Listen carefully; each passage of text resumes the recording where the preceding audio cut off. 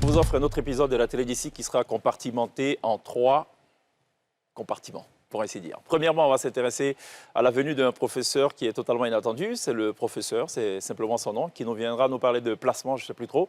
Il y aura avant cela une météo qui sera l'affaire de glisse. Et le deuxième tableau sera beaucoup consacré à un sujet qui vous paraît peut-être un sujet du quotidien, mais qui, à la vérité, n'est pas forcément accessible de tous. On va parler de la bourse. C'est quoi la bourse? On connaît différentes formes de bourse. On va plutôt s'intéresser à la bourse des valeurs mobilières. Celui qui est l'invité unique de la télé d'ici ce soir n'est autre que le directeur général de la Bourse régionale des valeurs mobilières, la BRVM. Et avec lui, en français facile, on va revenir sur ce qu'est la bourse. Qu'est-ce qu'on y fait? Est-ce que tout le monde y a accès? Est-ce que moi, de ma modeste position, j'ai la possibilité de toquer à la porte de la bourse? D'ailleurs, si c'est une pièce ou c'est juste quelque chose de virtuel, je n'en sais absolument rien. On lui posera les questions et il répondra gentiment. Le troisième volet sera beaucoup plus artistique. Ce sera live sur la scène de la télé d'ici. J.B. Mundele, qui est un saxophoniste, dont l'album d'ailleurs est disponible depuis le 8 novembre dernier. Il est en spectacle ce 8 février et le 28 février, un double concert. Il sera sur la scène de la télé d'ici pour la deuxième fois, si mes souvenirs sont encore fiables. Voilà planter le décor. Bonsoir. Bienvenue. Ce programme vous est présenté par l'Onassi Online.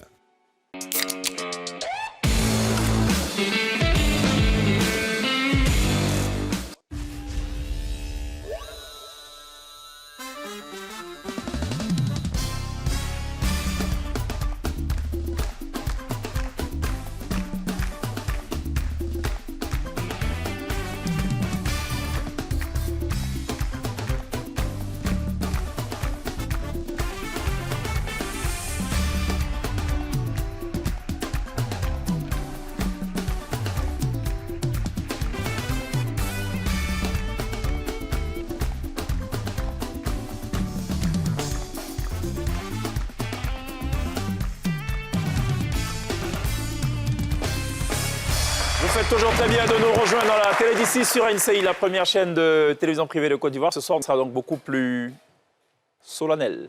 Pas vraiment. On va essayer d'être le plus accessible. C'est un peu d'ailleurs la vocation de la télé d'ici. Pour ceux qui s'en souviennent, depuis plusieurs mois, on a entrepris de façon périodique, de façon cyclique, de revenir sur des notions de tous les jours, mais qui paraissent très techniques. On a parlé cacao, on a parlé électricité, on a parlé pétrole et bien d'autres sujets intéressants. Ce soir, on va parler bourse des valeurs mobilières. Et qui d'autre pour en parler que le directeur général de la Bourse régionale des valeurs mobilières. Merci beaucoup d'être là, docteur Anonoué. Merci. Avec vous, est-ce qu'on peut prendre le pari qu'on va expliquer ce soir aux Ivoiriens, pas que les Ivoiriens, tous ceux qui nous regardent, en définitive, ce qu'est la bourse en français facile? Pour les nuls. Absolument. Absolument. Oui. Rassurez-nous, ça ne fait pas peur, la bourse. Soyez rassurés. On est rassurés. Sonia, rassurée? Ouais, ça Un va. peu? Mais bourse, terme du quotidien, Ah si, quand même. On C'est entend vrai? parler de bourse dans le journal, à la radio, à la télé et fait. tout. On Ok. parle constamment et couramment d'ailleurs de bourse. Voilà. Les cours de la bourse, tiens, c'est le terme approprié.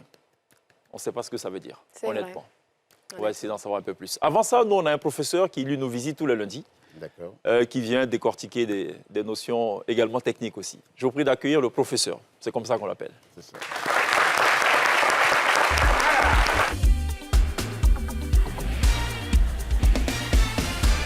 Merci. Continuez d'applaudir. Hein, merci. Voilà. Mesdames et messieurs, bonsoir. Bonsoir, monsieur Cheikh Ivan. Alors, aujourd'hui, le sujet, il est très technique. Hein.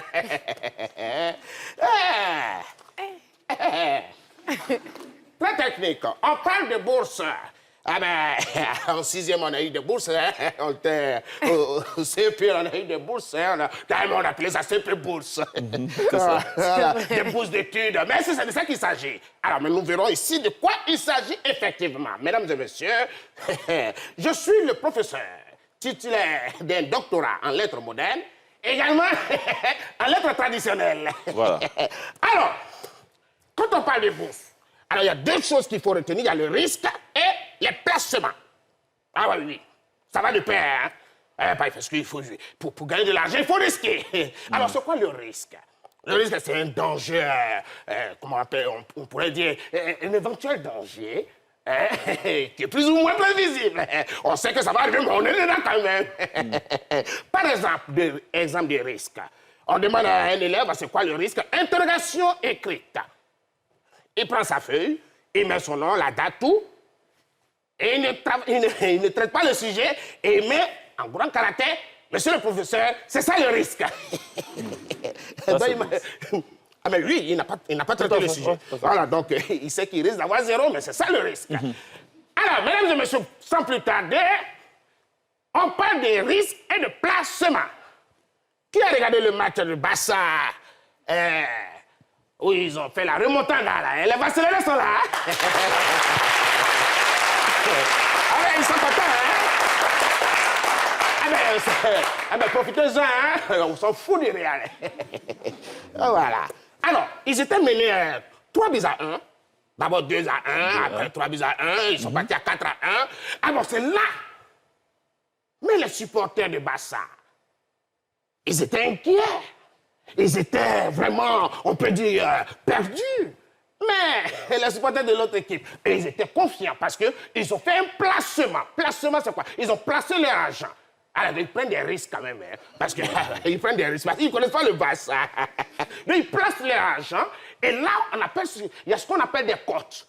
Et tant que ça monte, votre argent multiplie. Ah bon? Malheureusement, c'est là-bas seulement que ça monte, les cotes, sinon les côtelettes dans les sauces, ça ne monte jamais. Alors, ils placent. Et à 8 minutes de la fin, les cotes de Barça montent encore plus grand. Alors, qu'est-ce qui se passe? Un supporter barcelonais qui se retire et qui décide de mettre 30 000 francs. Là, c'est dangereux. Il y a le risque. Il perd 4 à 1. C'est quasiment impossible de retirer les 4 buts, non seulement, et de mettre 5e. Alors là, il met les 30 000. Et c'est là, le risque.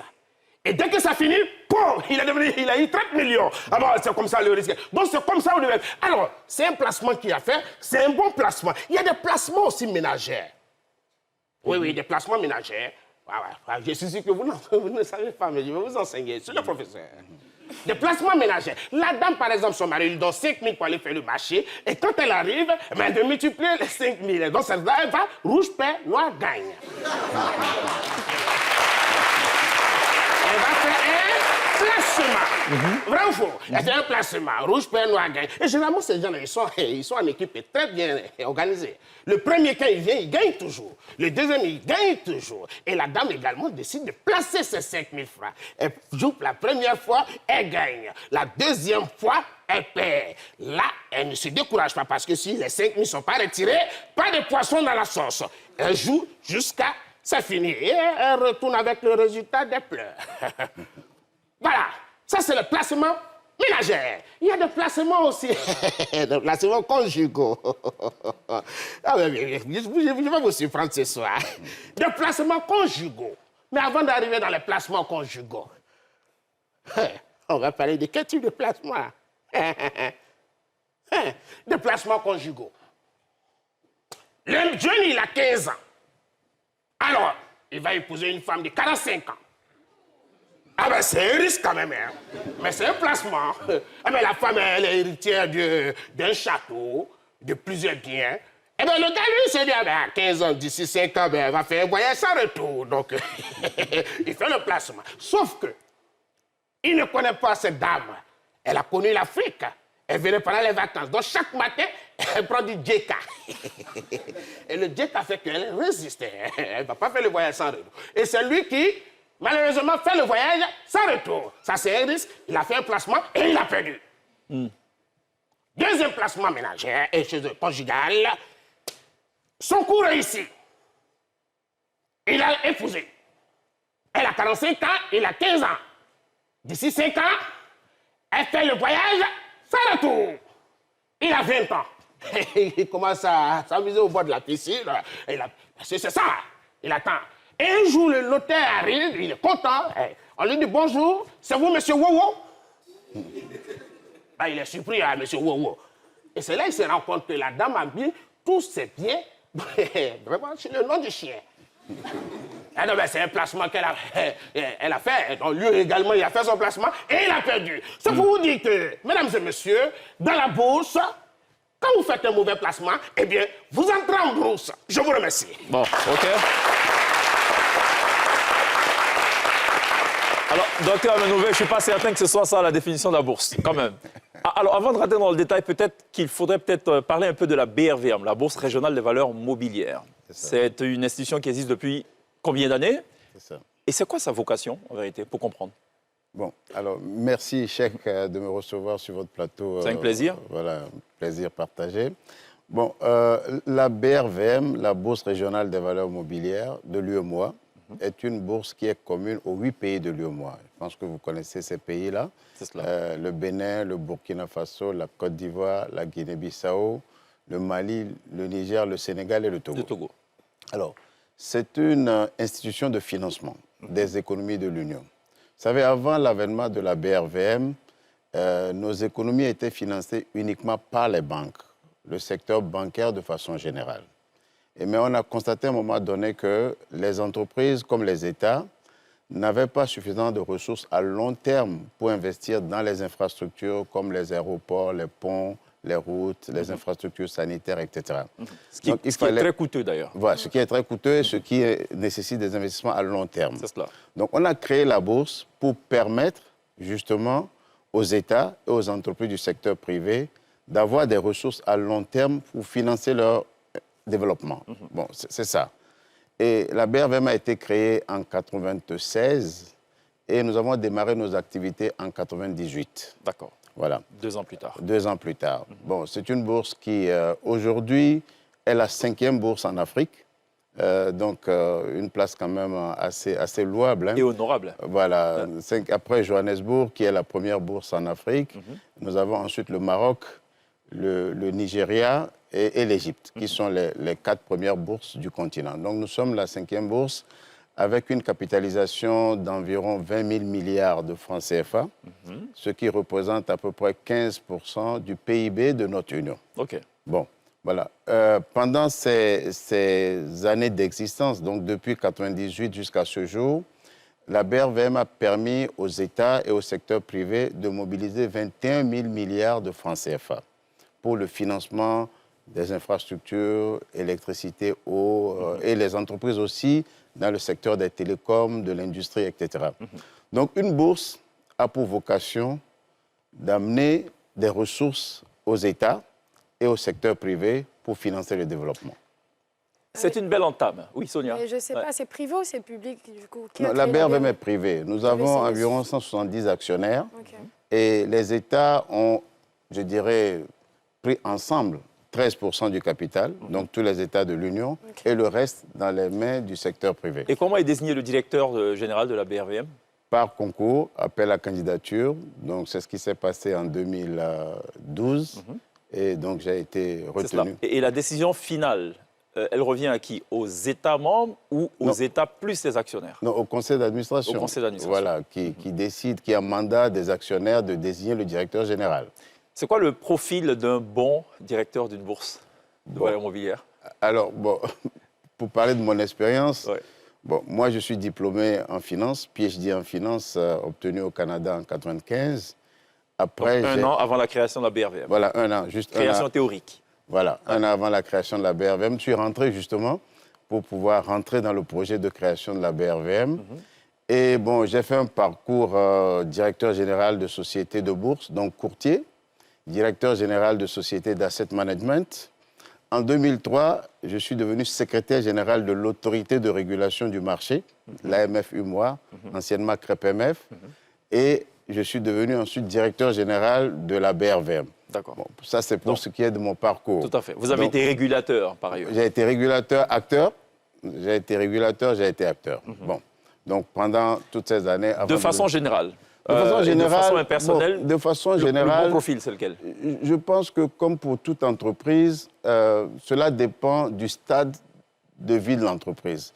Il n'y a pas un profil qui correspond à tous les stades de vie d'une entreprise. Quand vous avez une entreprise en démarrage, vous avez besoin probablement de quelqu'un qui connaisse la matière, mais qui a aussi des connaissances en matière d'organisation et d'administration. Parce que si vous forcez les fondements de l'administration de la société, vous n'irez pas loin. C'est sûr. Bon, maintenant, je pense qu'au démarrage des structures comme ça, il faut des gens qui vraiment connaissent la matière pour pouvoir l'expliquer, pour pouvoir entreprendre les projets dans la matière.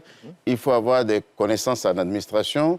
et il faut avoir quelques talents de vendeur. C'est sûr. Être en mesure d'aller vendre. Parce que la bourse, c'est un marché. C'est un marché. On va y revenir. Voilà, donc il faut avoir quelques talents de vendeur. Maintenant, à des stades avancés, probablement qu'on aura besoin de gens avec différents profils. Ouais. Mais le tronc commun, il faut être ou financier ou juriste. Parce que c'est à la fois le droit et la finance qui dominent. Quel est le plus difficile dans ce métier, dans votre fonction à vous? Le plus difficile dans ma fonction, c'est de créer de nouveaux produits, de nouveaux services à la BRVM, de s'assurer que les investisseurs sont sereins, rassurés par rapport à l'organisation de la bourse, par rapport à son fonctionnement, par rapport à la fiabilité des transactions qui sont faites à la bourse, et aussi de voir des sociétés venir à la côte chaque année. Ça, c'est pas évident. C'est vrai. Donc, mais vraiment, c'est Est-ce que vous ça. démarchez? Oui, Est-ce que la BRVM est plus dans du push, dans du pull? Est-ce que la BRVM essaie de séduire des gens? Voilà, disons ça oui, comme ça, des entreprises. c'est la grande partie de de notre programme. Hein. Nous sommes vraiment dans la promotion. Parce que pour nous, il faut avoir des États et des entreprises qui viennent chercher l'argent. Pour cela, il faut aller leur parler, surtout les entreprises du secteur privé. Aller leur expliquer l'importance de venir à la bourse pour chercher des ressources. Aller leur expliquer pourquoi est-ce que ça leur permet de se développer et vraiment d'aller plus loin. Ce n'est pas si simple.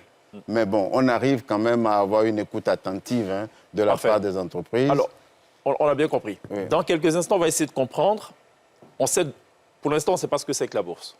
On sait juste ce que c'est que la BRVM. C'est ça. Ça, on a bien compris. Qu'est-ce que la bourse et tout? Qui sont les acteurs qui interviennent? C'est ça. Qui est habilité à intervenir en bourse? C'est ça. En fait, qu'est-ce qu'on va chercher en bourse? C'est ça. On a notre chef de plateau, Oscar Akwasi, qui, lui, s'y connaît en matière de cote quand il s'agit de parier sur le match de foot. C'est ça. Est-ce que c'est la même logique? C'est ça.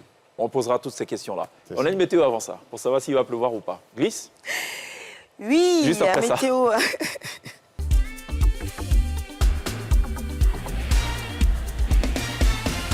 Yes. Bon, alors, sur la météo de ce soir, il y a des coups de foudre. C'est mes coups de foudre.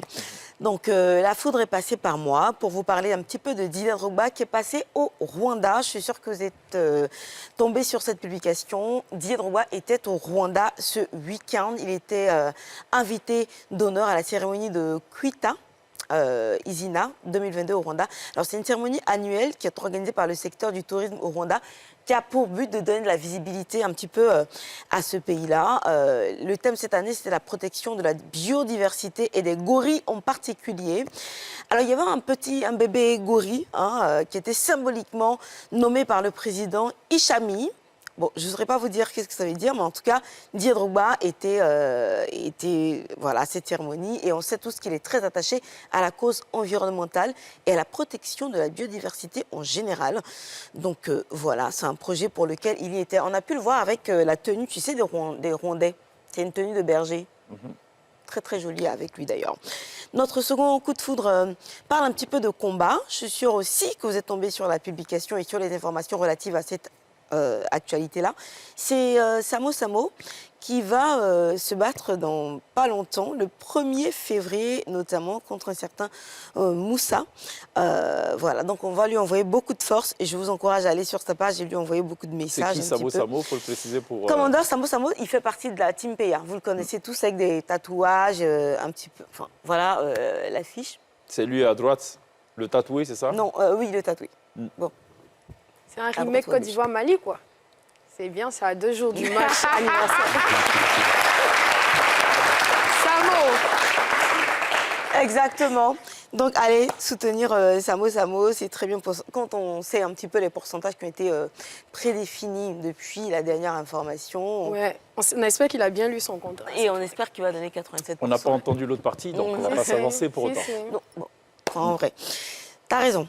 Alors, les Benson d'or, ça c'est la grosse info de ce lundi. C'est vrai que c'est un événement qui est un petit peu passé sous silence, mais il avait déjà annoncé quand il est passé sur ce plateau qu'il ferait cet événement-là pour rendre hommage à la coopération des animateurs. Et donc la première édition du Benson d'or s'est tenue ce samedi 25 janvier à Grand Bassam et à quelqu'un qui était chez Kivan. Je me promenais vers là.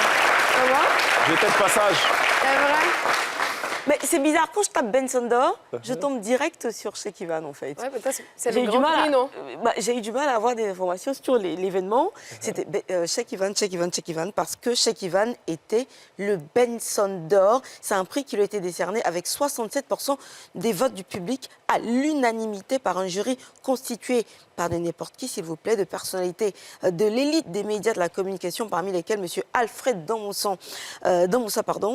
Mathias Afoumami, Mme Geneviève Ouané, M. Georges Wenceslas Aboké, Barthélémy Inabo, Mme Philomène Zadi, bienvenue Neba, et l'ancienne ministre Danielle Boni-Claverie, présidente du jury. Eh ben. Est-ce qu'on peut l'applaudir? Mais Merci. on vous pose la question que vous posez il est assez souvent. Qu'est-ce qu'ils vous ont dit? Pourquoi est-ce que c'est vous qu'ils ont choisi, monsieur? Je ne sais pas. Question. Vous n'avez pas demandé? Faut poser la question à la présidente du jury. Non, je ne vais pas poser la question. J'aime Je bien. me suis contenté de réceptionner. Le trophée est très beau, ça fait très africain. C'est très lourd aussi. C'est du bois. Ça a Envoyez, l'air on très va lourd. soulever aussi, prendre photo avec. Bah voilà. Mais à côté de Sheikh, il y avait d'autres prix, en plus du super prix donc. Il y avait Yann Baou, lauréate du prix Roger Fulgence Cassis. Wow. Connie Touré, lauréate du prix Clémentine Tikida. Willy Dombo, récipiendaire du prix Léona Groguet. Wow. Brasinger et Kevin Aubin, lauréat du prix Marcel Billet. Et l'émission La Cour éducative qui a remporté le prix Tantiléo. Toutes ces distinctions ont été remises au cours donc, de cette cérémonie conviviale. C'était aussi l'occasion de célébrer les 79 ans et les 60 ans de carrière télévisuelle de Georges Taï Benson, qui a commencé en 1965. C'était aussi l'anniversaire de Karine Astil ce week-end. Happy birthday. Et de Alors, Mélina aussi. Et de alors, Mélina. pendant Et de mon Mélina, anniversaire. notre j'ai chargée pas de vu. prod. Et de Vanessa Vanessa Aquadio. Astil. Oh, pardon. Tu veux qu'on te coupe qu'on te coupe ton micro? Non, mais en fait, Karine est passée. C'est elle qui me parle à l'oreille. Ah bah oui. Karine est passée les jours. au maquillage, elle m'a fait « Tu m'as pas souhaité joyeux anniversaire ». J'ai fait « Par ces temps-ci, j'ai vu de souhaiter joyeux anniversaire ». Mais bon, en vrai, happy birthday à toutes les personnes qui ont eu leur anniversaire. Alors, météo, les régions du littoral et du sud forestier seront progressivement ensoleillées. Les régions de la bande centrale seront partiellement nuageuses. Le nord sera sous influence de vent et d'harmattan. On va dépasser les 37%. Et petite citation pour terminer. La durée de vie d'un chat dépend de l'humeur des jeunes du quartier. Ça, c'est aussi. Ou de la fin, non? Non. Ça dépend de leur ventre, non? Quel quartier? Non, mais... Yopougon! Non, mais ça dépend de leur ventre. S'ils ont faim, peu importe qu'ils soient contents ou pas, je pense que le chat va y passer. Hein. Non, mais Yop. Mais pourquoi Yop? Mais Genre, les gens de Cocody ne mangent pas chat, quoi. Mais on sait tous que... Tu sais, il y a des quartiers, là. Non, c'est pas. C'est vrai, Yopougon, levez la main, ou à Bobo, levez la main. Yopougon? Qui a déjà mangé chat? Non. Pas tout le monde. Moi non. Pourtant, je suis de Mais Yopougon. chaque il y a une citation qui dit que qui mange 7 têtes de chat a plusieurs vies. Ah, c'est Apparemment, Non, non, c'est pas ce qu'on a dit. on a dit quoi? On a dit quoi? On dit celui qui mange jusqu'à 7 têtes de chat ne va jamais mourir à l'étranger. Ah, yeah. Et que le... Et que le... On dit du chat qu'il a 7 vies. Ah! Voilà. Moi, j'avais entendu plutôt celui qui mange Pourquoi? jusqu'à Tu en as 7 ta têtes. quatrième? Merci beaucoup, Pourquoi tu as Brice, pour combien cette de météo. À retrouver tous les soirs dans la télé d'ici. Sur NCI. Alors, docteur Manouvé, c'est quoi la bourse? Pour faire simple, on a beaucoup de jeunes Oui. ici. Si on promène le micro, il n'y en aura peut-être pas 3 qui seraient à même de donner avec exactitude ce que c'est que la bourse, qu'est-ce qu'on y fait. Non, honnêtement. Non? Ou bien vous voulez répondre? Bon, voilà. Hein? On fait moins le malin quand c'est comme ça. Voilà. L'occasion faisant le larron, on en parle ce soir. Bon, alors la bourse, c'est un endroit où on achète ou on vend des valeurs mobilières. Les valeurs mobilières, c'est des actions, par exemple, ou des obligations émises par les États ou le secteur privé pour se financer. Donc la bourse, c'est comme un marché où on vient pour acheter et vendre, par définition. Bon. Est-ce qu'on vous dit que c'est un endroit physique? C'est une porte qu'on ouvre et il y a des gens qui sont assis comme au marché Est-ce que Gourou c'est un peu comme le d'Adjamé. marché Gourou, 10 exactement, euros 300, liquidé. Est-ce que c'est ça la Connaissez, logique? connaît, Comment gars, ça va? passe. Non, il y a quelques années, c'était un endroit physique. Vous avez sans doute vu les bourses où il y a des agitations dans une salle. C'est ça. Dans les Voilà, films, ouais. comme on dit à la corbeille, pour que les gens viennent acheter et vendre. Mais ça a disparu avec l'électronique.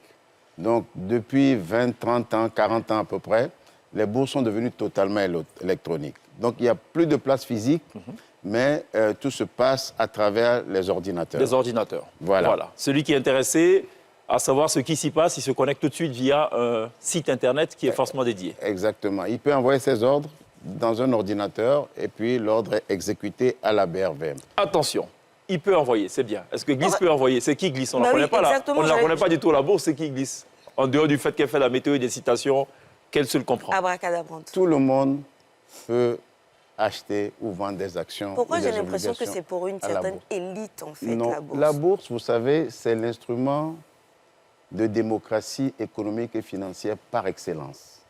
C'est le seul endroit où tout le monde peut venir. Tout le monde, il n'y a pas de catégorie sociale. L'essentiel, c'est de pouvoir avoir de l'argent. Et quand je dis de l'argent, ce n'est pas beaucoup. Il y a plusieurs actions cotées à la BRVM qui coûtent moins de 10 000 francs CFA. Plusieurs actions cotées. Prenons à la le cas de la jeune étudiante là, qui est là. Vous êtes en quelle année, vous? Avec les jolies tresses? Vous êtes en quelle classe? Première année de quoi? RHCOM, Ressources Humaines Communication. Quand vous dites qu'elle peut acheter, elle est sur son ordinateur, elle va sur le site de la BRVM, c'est ça? Oui.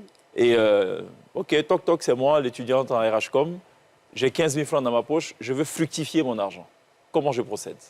Bon, il faut dire que la bourse est quand même organisée. Il y a tout un écosystème. Bon, même si vous pouvez y accéder, vous passez à travers des courtiers. Donc il y a des intermédiaires. Il y a des intermédiaires. C'est-à-dire qu'elle, elle va aller voir un intermédiaire, ouvrir un compte, ce qu'on appelle un compte titre, et dire, bon, maintenant, je dépose 50 000 francs dans mon compte ou 100 000 francs parce que je veux acheter des actions en bourse. Bon, évidemment, le courtier va lui demander quelques informations sur son profil de risque, ce qu'elle aime, ce qu'elle n'aime pas, quels sont les secteurs d'activité dans lesquels elle veut investir, etc. Et maintenant, on lui donne la possibilité de pouvoir acheter. Est-ce que ce courtier ou cet intermédiaire peut peut-être l'aiguiller en disant « Ah, attention, c'est vrai que, très chère jeune femme, tu as envie d'investir dans l'agriculture, mais en ce moment, ce qui marche et qui peut te permettre d'avoir beaucoup d'argent en 2 ans ou en 3 ans, c'est par exemple la vente de chaussures. » Je dis n'importe quoi. Est-ce qu'il peut aussi faire Oui, du absolument. Les courtiers ont ce rôle de conseil. Et puis, ils ont la possibilité aussi de gérer votre compte pour vous. Donc, vous leur donnez un mandat de gestion. Donc, c'est eux qui prennent les décisions d'investissement en votre nom. Naturellement, vous les évaluez en fin de trimestre, semestre ou année pour vous assurer qu'ils atteignent les performances que vous souhaitez. Quand ce n'est pas le cas, qu'est-ce qui se passe? Mais vous changez de courtier. Ah, vous changez ou vous changez peut-être de domaine d'investissement, peut-être? Non, si vous pensez que c'est le courtier qui n'est pas performant, vous changez. Parce que, bon, la bourse elle-même a des indicateurs. C'est ce qu'on appelle les indices boursiers. Et vous pouvez voir chaque jour le niveau de l'indice, c'est ce que vous voyez là. C'est très transparent. Voilà, donc vous voyez le niveau de l'indice. Donc vous connaissez la performance de l'indice. Supposons que l'indice a une performance de 7%. Et votre courtier vous fait une performance de 2%. Il n'est pas efficace. Bon, vous allez lui poser des questions. Vous allez dire, mais comment se fait-il que l'indice a cette performance et vous performez moins? Donc, s'il n'y a pas d'explication convaincante, vous allez agir... D'accord. Avant d'arriver à Sonia, par rapport à ce sujet qui est assez intéressant, est-ce qu'il y a une liste prédéfinie, connue, de ces fameux courtiers, de ces fameux intermédiaires? Absolument. D'accord. Oui, c'est sur le site de la BRVM. Ils sont agréés. Ils sont agréés. Ça dit qu'on risque pas de se faire avoir comme dans les histoires d'agro-business. Ah, jamais.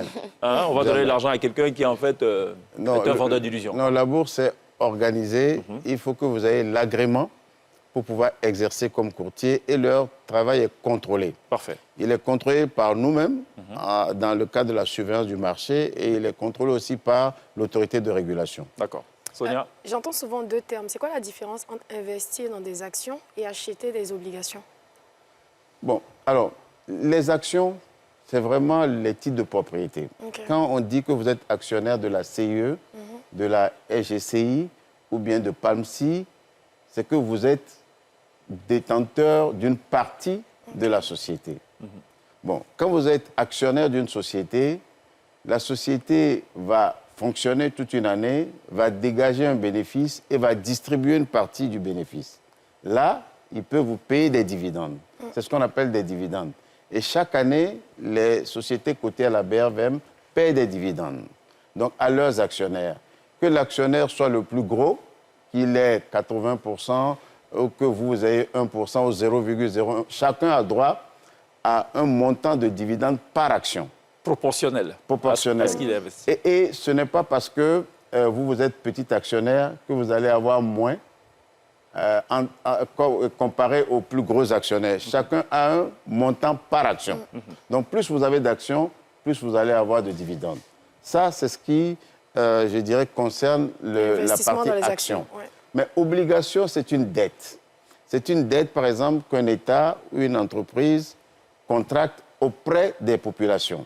Par exemple, l'État de Côte d'Ivoire, quand on dit que le Trésor public de Côte d'Ivoire a émis des obligations, c'est que le Trésor public de Côte d'Ivoire s'est endetté auprès des populations. Ok. En ce moment-là, ce n'est pas des dividendes qu'on va vous payer, mais c'est des intérêts. Et l'État vous dit en avance quel est le taux de rémunération des obligations. Et donc, périodiquement, que ce soit semestriellement ou annuellement, on va vous payer un coupon qui est, je dirais, la rémunération de votre placement dans les obligations. Ok. Est-ce que les Voilà qui est Ivoiriens clair. investissent beaucoup dans les bourses, en général? Si les Dans Ivoiriens la bourse. investissent beaucoup, Oui. il y a plusieurs catégories d'investisseurs. Il y a les investisseurs qui sont institutionnels, comme on dit, c'est-à-dire les compagnies d'assurance, les caisses de retraite, ils investissent énormément. Parce que pour eux, c'est la bourse qui leur permet de rentabiliser les cotisations des adhérents, etc. Maintenant, il y a des investisseurs qui utilisent des véhicules communs de placement, ce qu'on appelle les fonds communs de placement. Donc, ils confient leur argent à un fonds qui investit pour le compte de la communauté qui est dans le fonds. Maintenant, il y a des particuliers qui achètent des obligations du Trésor ou bien qui sont actionnaires de la CIE, d'Orange Côte d'Ivoire, etc. Les fameuses campagnes qu'on voit, emprunts Si, si. obligataires Exact- rémunérés à exactement. 4%, 5%. Bon, mais malheureusement, pour l'instant, à ce stade de développement de la bourse, on a moins de 10% des participants à la bourse qui sont des particuliers. Pourquoi? Par Bon. méconnaissance? Par peur? Je pense qu'il y a tout. Il y a la méconnaissance, il y a la peur et puis probablement pas beaucoup d'informations comme on aurait aimé On va y arriver. sur les produits de la bourse. Marquons une première pause, on va à la pub. Juste derrière, on va justement rentrer dans le détail, dans le vif du sujet. On sait désormais ce qu'est la bourse, qui a le droit d'y être, tout le monde, visiblement. On va rentrer dans le détail. À tout de suite.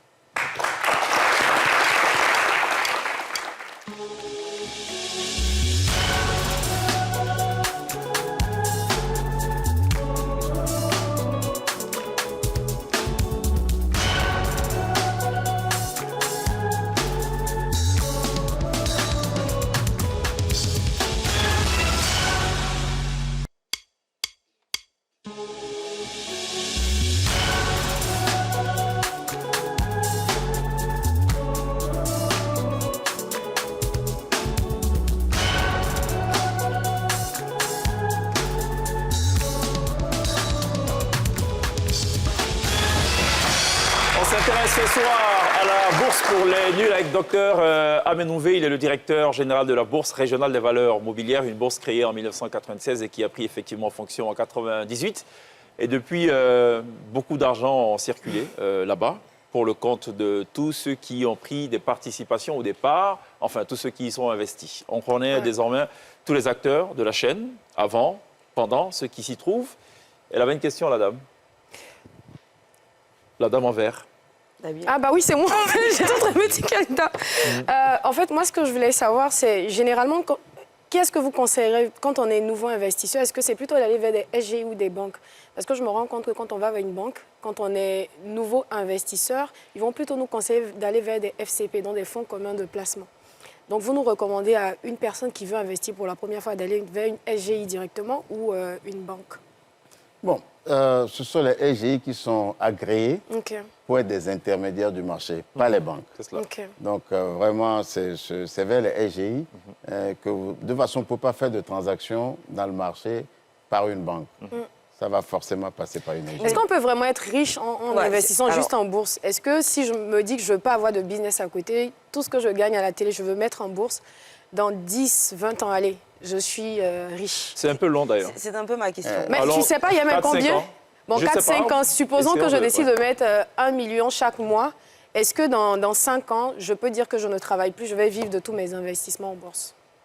Oui, je dirais oui, parce que si vous regardez les performances des bourses, des sociétés qui sont cotées en bourse, on est quand même à des niveaux assez intéressants de progression. Je prends le cas d'Orange Côte d'Ivoire, par exemple, qui a été introduite en 2022 à un cours de 10 120 francs, qui a terminé l'année dernière à 17 000.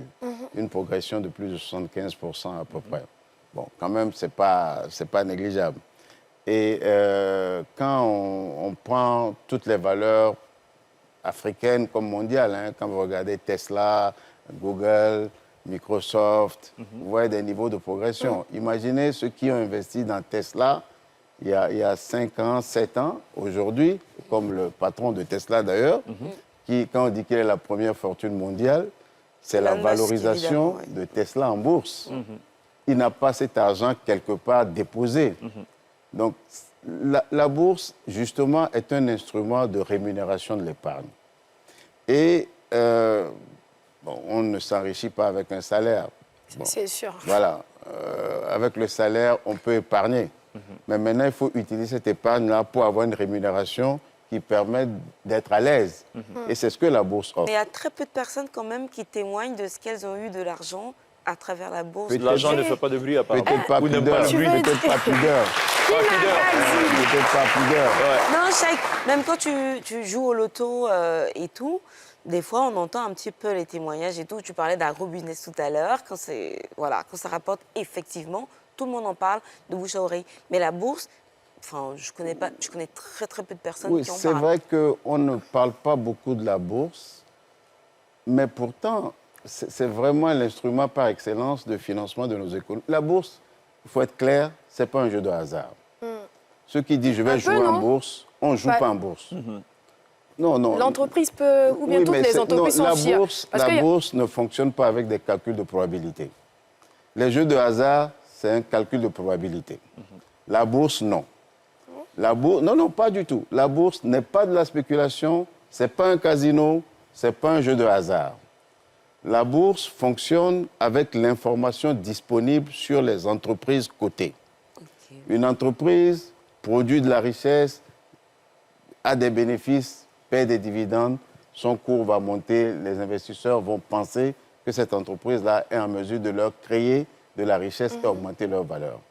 Une entreprise qui fait l'inverse, qui perd de l'argent, qui ne distribue pas de dividendes, qui n'a pas de projet futur, les investisseurs ne s'intéresseront pas à Tout son à fait. titre, son cours va baisser. Ce n'est pas un jeu de hasard. Alors, ce qui nous amène à revenir en fait à la question qui aurait dû intervenir avant ce propos-là. Quand une entreprise décide d'aller en bourse, Oui. qu'est-ce qu'elle va chercher en bourse alors qu'en fait tout va bien, on pourrait le dire. Au quotidien, vous avez cité le cas d'Orange, ça pourrait être MTN ou Move. Ça va, elles arrivent, ces entreprises-là, à vendre leurs services à leurs différents clients, donc elles sont milliardaires.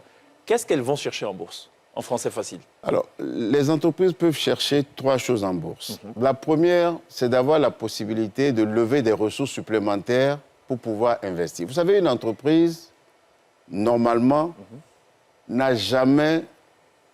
n'atteint jamais un niveau de satisfaction où dit moi, C'est bon, je suis à l'aise, tout va je suis bien. à l'aise, je Ok. gagne assez d'argent. Elle a besoin de se développer cette Ah, entreprise, obligatoirement. donc à investir. Elle a besoin d'investir. Ses actionnaires doivent la pousser à investir et à gagner encore plus d'argent. Donc, forcément, elle a des projets à financer. C'est cela. Et la bourse lui permet justement d'avoir ces projets-là, de pouvoir financer ces projets. Donc, elle va en bourse clairement pour gagner beaucoup d'argent pour financer son développement. pour lever beaucoup d'argent. Lever beaucoup d'argent. Elle lève cet argent auprès de qui Auprès des investisseurs. Auprès des investisseurs. Donc, Voilà. c'est Sonia, c'est Gliss, Voilà, c'est aussi des c'est- entreprises et tout, des Voilà. États qui sont là et qui regardent le potentiel. Orange ou MTN ou Move sont des entreprises qui, en termes de perspective, sont des entreprises qui vont se développer davantage. Et donc, j'ai tout intérêt à mettre de l'argent à la disposition d'Orange Tout à fait. ou de ça. Move ou MTN. Exactement. Très bien. Ça, c'est la Deuxième première fonction. fonction de la bourse pour les entreprises. La deuxième fonction, c'est que la bourse leur apporte la notoriété. Il y a des entreprises, vous n'entendrez jamais parler d'elles parce qu'elles ne sont pas cotées en bourse. Mais C'est pour le aujourd'hui, prestige, en fait, en gros. il y a une notoriété. Parce que, bon, aujourd'hui, quand on parle de Tesla, de Microsoft, de Google, d'Amazon, parce que c'est des entreprises cotées. Et ça rassure quelque part. Ça rassure parce que comme la bourse a des règles, comme la bourse a de la rigueur en matière de gestion, en matière de publication d'informations financières, les gens sont plus à l'aise à investir dans une entreprise cotée en bourse qu'une entreprise non cotée. Parce qu'effectivement, on peut dormir tranquille parce que sur la chaîne, il y a des gens qui surveillent l'activité de l'entreprise. Il y a le régulateur, il y a la bourse elle-même, il y a les courtiers. Tout le monde est là pour pouvoir donner de l'information sur l'entreprise. Donc cette notoriété-là, on ne l'a pas forcément autrement. On peut être dans un paysage économique assez performant, mais on n'entendra pas parler de vous autant qu'on entendra parler d'une société cotée à la bourse. C'est sûr. Troisième fonction, c'est que ça participe d'une démarche financière claire qu'un entrepreneur, à un moment donné, cède une partie de son capital en bourse. Pour non seulement gagner de l'argent, mais pour voir aussi la valorisation de son entreprise. Je m'explique. Je suis jeune entrepreneur ivoirien, j'ai créé une entreprise dans l'agro-industrie qui marche bien, mais je suis propriétaire à 100% de l'entreprise. Mais au bout de 5-10 ans, je peux décider de vendre 20% de mon entreprise à d'autres Ivoiriens. Pour certaines raisons. La première raison, c'est parce que, bon, je veux aussi avoir de l'argent pour investir dans un autre secteur d'activité. Et c'est ça qu'il faut avoir comme démarche. Quelqu'un qui garde son entreprise 100% jusqu'à la fin de ses jours n'a pas pris les bonnes décisions en matière d'entrepreneuriat. Parce qu'il vaut mieux entreprendre dans un segment, celui que vous connaissez peut-être le mieux, celui où vous avez un potentiel, mais après céder une partie pour aller dans d'autres segments, pour diversifier vos activités. Si vous êtes uniquement entrepreneur dans l'immobilier et vous avez une entreprise qui pèse, c'est pas 50 milliards, mais vendez peut-être 10 milliards, allez dans les télécoms, allez dans l'agro-industrie, etc. Ça, c'est la démarche. Bon, donc, les entrepreneurs ont vocation, en tout cas dans les environnements où c'est bien compris, à céder une partie de leur capital pour pouvoir aller en bourse. Maintenant, une fois qu'on est en bourse, la valorisation de l'entreprise, c'est au quotidien. Vous entendez souvent, on dit Elon Musk a perdu 50 milliards en une journée. C'est cela. Voilà, Google a perdu... Comment ça fonctionne, On a parlé justement? c'est le vendredi noir ou le jeudi vous avez lu noir dans ma de tête. l'histoire. C'était ça mais la question. Oui. Tout simplement parce que tous les jours, Elon Musk est capable de multiplier le nombre d'actions qu'il détient par le cours que la bourse de New York ou le Nasdaq affiche. Qui définit ces cours? C'est la bourse. C'est justement... Ah, c'est la cour qui s'assied? La bourse, c'est qui dit le cours, c'est ça? Non, la bourse ne s'assoit pas. Comme je dis, c'est un endroit où on achète, où on vend. Ouais. Donc, c'est toujours l'offre et la demande. C'est cela. C'est-à-dire que chaque jour, nous, on est assis dans nos bureaux, il y a des gens qui envoient des ordres dans notre système. Je vais acheter ce titre de la SODECI à temps, à CIE à temps, celui dit je veux vendre.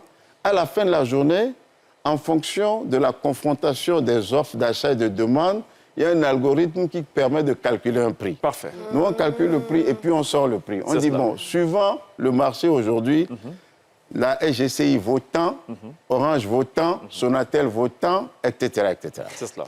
Bon, maintenant, ce prix-là, chacun va le multiplier par le nombre d'actions qu'il détient. Naturellement. Voilà. Donc, pour évaluer ma richesse en tant que chef d'entreprise, je vais prendre le nombre d'actions et je multiplie par le cours.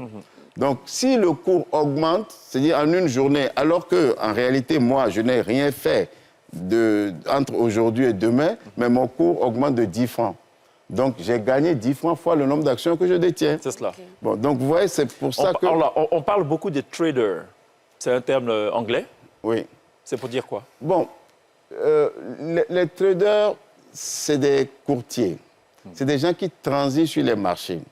Mais dans l'entendement actuel là qu'on a en Côte d'Ivoire et dans la sous-région, c'est ça? Voilà, les gens voient ça plutôt comme des gens, et c'est la réalité, c'est des gens voilà, qui spéculent sur le marché d'échange particulièrement, le Forex.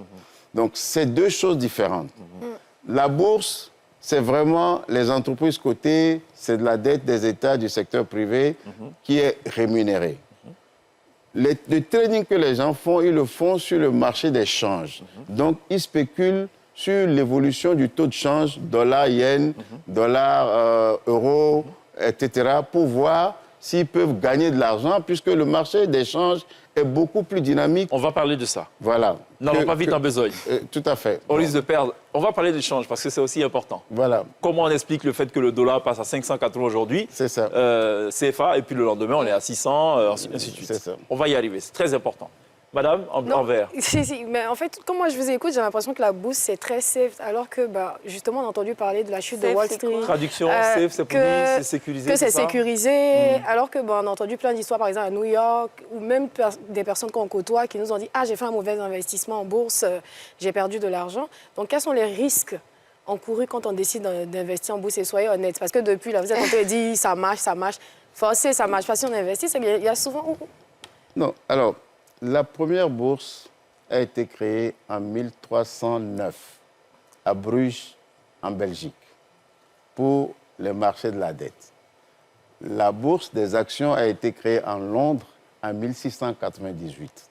Donc, si les bourses ont pu tenir pendant autant de siècles, c'est que c'est des organisations très structurées et très solides. Oui, bien sûr. Bon, les crypto-monnaies ont fait leur apparition en 2009, donc on a le temps de voir s'ils auront la même, je dirais, pérennité, longévité que les bourses. Mais à la bourse, comme j'ai dit, il y a des actions et des obligations. Bon, pour les obligations, vous savez exactement votre rémunération. OK. Donc, sauf si l'émetteur fait faillite, vous n'allez pas perdre votre argent. Mais pour les... Oui, sauf si l'émetteur fait faillite. OK. S'il n'est plus en mesure d'honorer ses engagements, vous n'allez pas perdre de l'argent. Mais les actions, là, ça peut fluctuer. L'entreprise peut faire beaucoup de bénéfices cette année, distribuer beaucoup de dividendes. Donc, s'il fait beaucoup de bénéfices et distribue beaucoup de dividendes, les investisseurs peuvent penser que l'entreprise se porte bien, son cours peut monter. Mais si l'entreprise, par contre, perd de l'argent, fait par exemple une perte et ne distribue pas de dividendes, les investisseurs peuvent penser que l'entreprise ne se porte pas bien. Donc son cours va baisser. Donc il y a une fluctuation des cours en fonction de l'anticipation ou des informations que les investisseurs ont sur l'entreprise. Mais tout ce que je veux qu'on retienne, c'est que dans la durée, vous avez parlé de 15 ans, 20 ans, et je m'en réjouis, dans la durée, les investissements en bourse sont plus rentables que les autres investissements, dans la durée. Mais il y a des règles et des techniques pour y arriver. Ce n'est pas... Si vous achetez, par exemple, les actions d'une seule société, vous mettez 10 millions dans une société, vous avez fait un mauvais investissement. On doit acheter dans combien comme ça? C'est la technique de la diversification. On dit, dans le langage commun, on ne met pas tous ses œufs dans le même panier. C'est vraiment quelque chose qui est, je dirais... Mais pour quelqu'un qui ne s'y connaît pas, il faut se confier à un courtier, un professionnel, voilà. Il faut choisir un professionnel. D'où la notion de consulting et tout. Voilà, mais il faut faire l'apprentissage aussi. C'est très... Très bien. OK. On va y arriver, on va parler peut-être aussi de... Il y a d'autres concepts. On parle de crash boursier. C'est ça. Donc quand on entend crash, c'est en lien, en règle générale, avec l'aviation. Et je peux vous dire que quand il y a crash, il n'y a plus rien à récolter, quoi. Et tout. Est-ce le cas en bourse? Qu'est-ce que j'en sais, moi? On va y revenir. D'accord. On va s'oxygéner un peu. À tout de suite.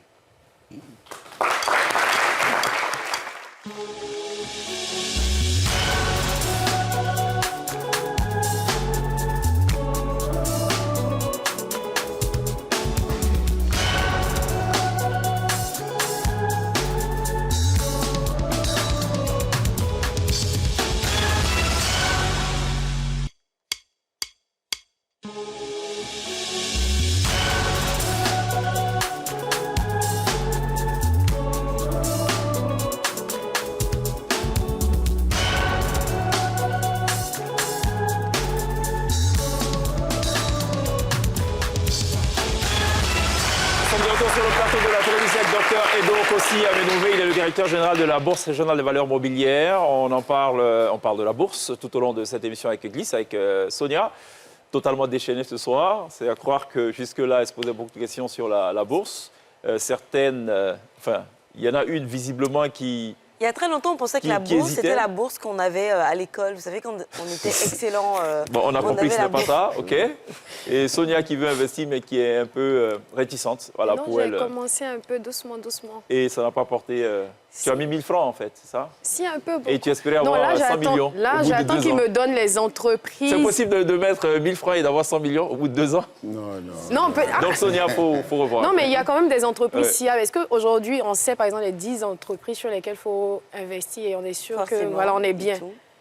Depuis vous dites CIESO, DECI, Orange, je ne sais pas. Est-ce que vous êtes habilité sur le site Internet à faire ce classement des entreprises les plus... Non, nous, on donne les cours simplement. C'est ça. Et vous êtes en mesure de faire vous-même vos question graphiques très vicieuse. d'analyse de l'évolution. Mais il y a quand même des entreprises qui sont stables depuis un moment. Vous avez gagné vous-même beaucoup d'argent en bourse? Moi-même, je n'investis pas personnellement en bourse. Pourquoi? Non, c'est pour des raisons, c'est un choix personnel déontologique. Ah, vous n'êtes pas habilité à le faire? Non, je n'ai pas de portefeuille boursier moi-même. OK. Ça veut dire... Non, je n'ai pas compris. Non, moi-même, je n'ai pas d'action cotée à la BRVM ni d'obligation à la Parce qu'on vous BRVM. empêche ou parce que... Personnellement. Mais vous pouvez passer par des SGI? Non, il a dit personnellement, oui, mais... Ah, mais Même si je devais utiliser une SGI, je pouvais avoir un portefeuille d'actions et d'obligations, mais j'ai fait un choix déontologique de ne pas investir en bourse, à la BRVM en tout cas. Okay. Ouais. Ailleurs, peut-être même pas à la BRVM. Non, même pas ailleurs, je le fais même pas ailleurs. C'est quoi un crash boursier? Bon, alors un crash boursier, c'est quand il y a, je dirais, une évolution à la baisse brutale et inespérée ou non anticipée de l'indice boursier. Généralement autour de 20% dans la même journée, ou bien un peu plus sur plusieurs séances consécutives. Bon, vous avez entendu parler il y a longtemps, ça s'est passé en 1929, c'est quand même le fameux jeudi noir de Wall Street. C'est cela. Et en 87, le lundi noir de Wall Street. Tout à fait. C'est des journées où vraiment la bourse a brutalement chuté. Quand vous dites la bourse a chuté, c'est pas compréhensible encore. Oui, c'est vrai. C'est-à-dire que, voilà, supposons qu'à la bourse, comme on a aujourd'hui 47 sociétés cotées à la BRVM, et brutalement dans la même journée, une dizaine, une vingtaine chutent dans le prix ou le cours de ces sociétés-là chute. Quand on le met dans le panier global de l'indice, peut-être que toute la bourse va chuter de 7,5%. Voilà, donc l'indice a chuté de 7,5%. Donc c'est la baisse des cours des sociétés cotées brutalement dans la même journée. Et quand on est à 20% ou plus, on parle de crash boursier. On parle de crash boursier. Il ne faut pas s'en inquiéter pour autant, Non, il ne faut pas...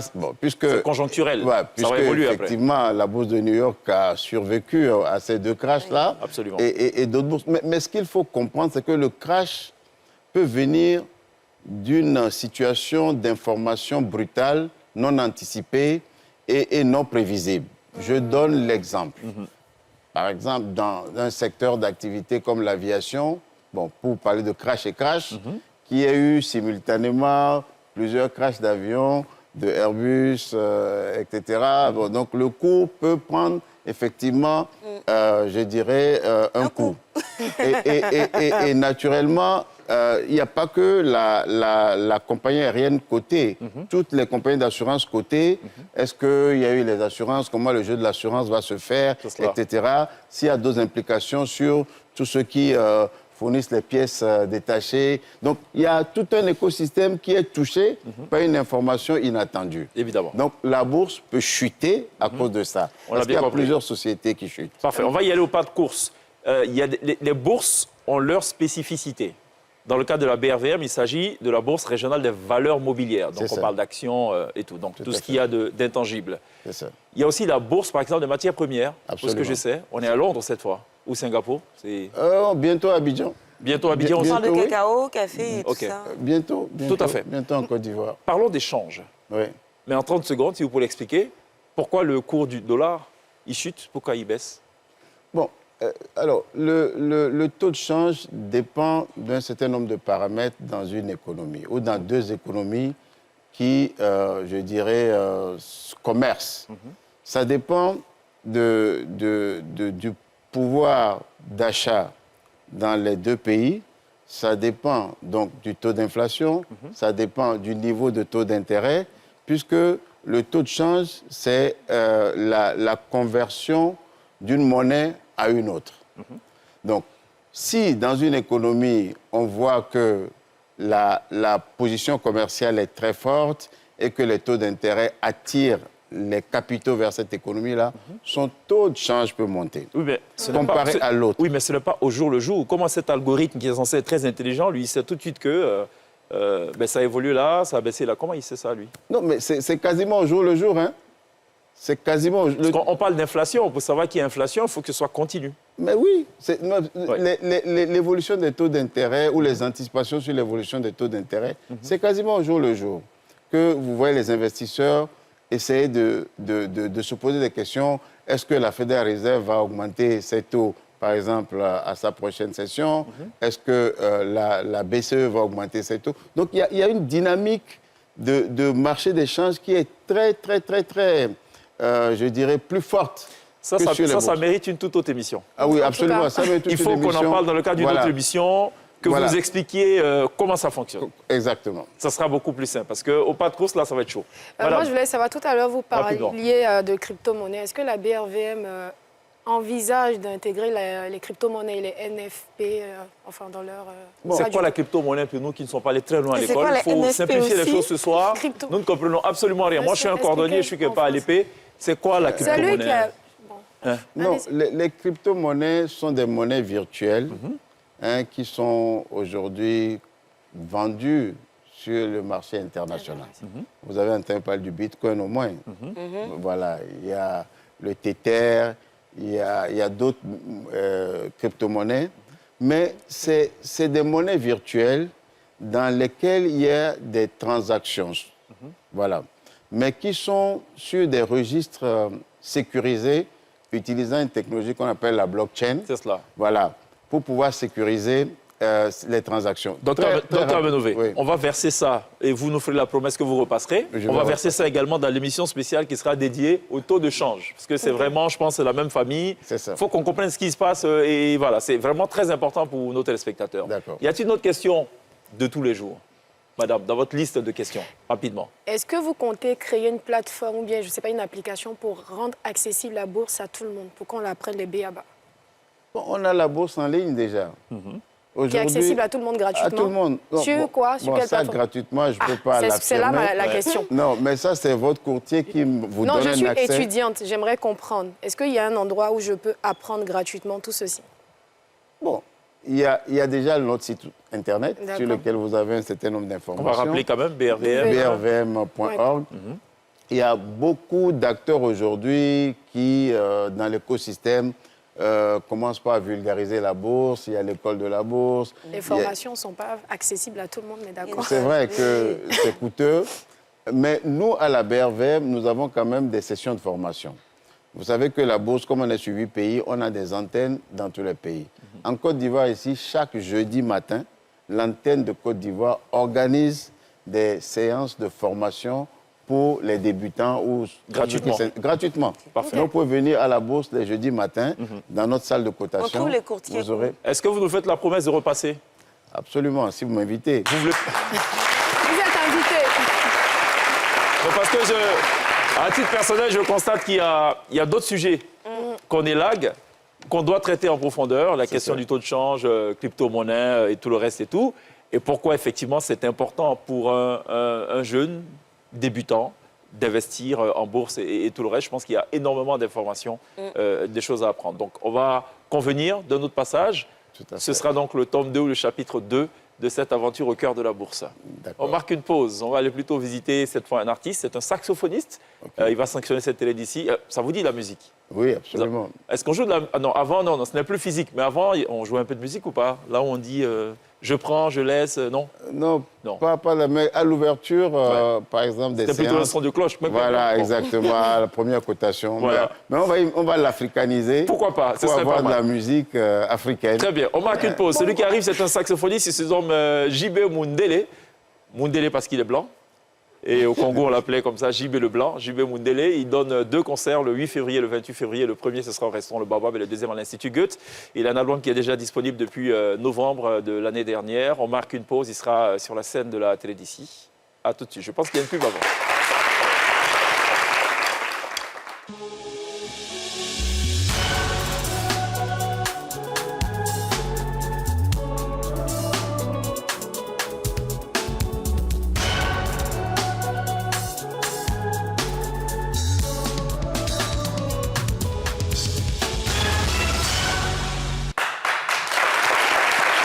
Allez, ce sera tout pour cette émission spéciale bourse, la bourse pour les nuls, le tome 1, le chapitre 1.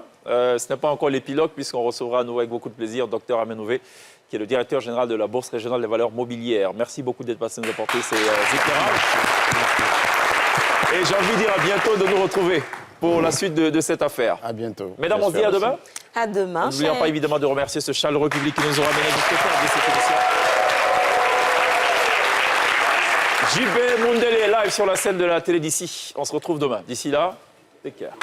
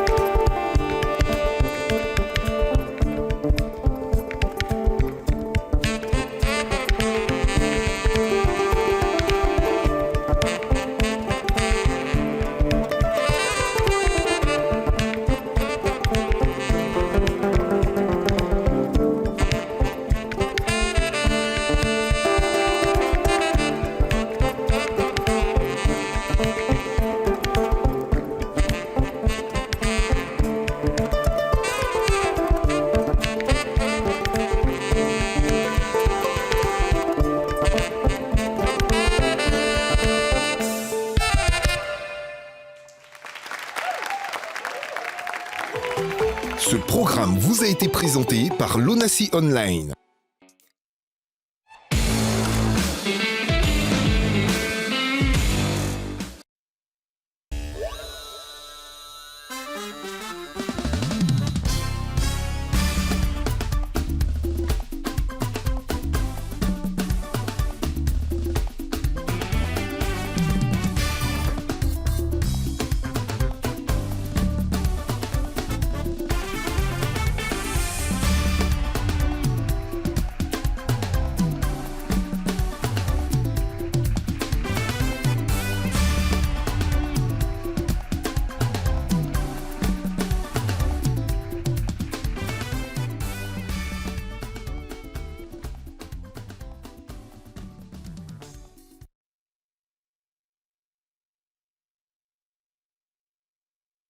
l'entraînement.